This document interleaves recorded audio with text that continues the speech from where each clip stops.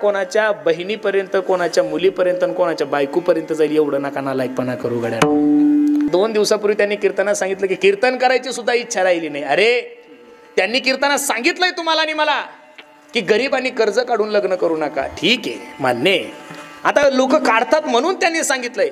अरे पण त्यांची परिस्थिती तुमच्या आणि माझ्यापेक्षा चांगली आहे. संप्रदायात एवढं मोठं 30-35 वर्षापासून जो माणूस दररोज 2-2, 3-3 कीर्तन करतोय, बोलणाऱ्या माणसाने थोडा विचार केला पाहिजेत की आपण कोणाला बोलतोय, काय बोलतोय, काय चाललंय महाराष्ट्रामध्ये मला काही कळत नाही महाराज. अरे कीर्तनकार आहे तो, पुढारी नाहीये, राजकारणी नाहीये. त्या माणसामुळे 1000 मुलांनी आतापर्यंत माळ्या घातलेल्या आहे.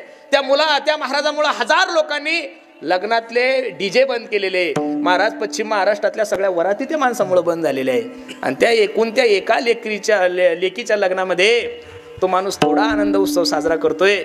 तर आपण लोकांनी काही बी तोंड सुख घ्यायचं.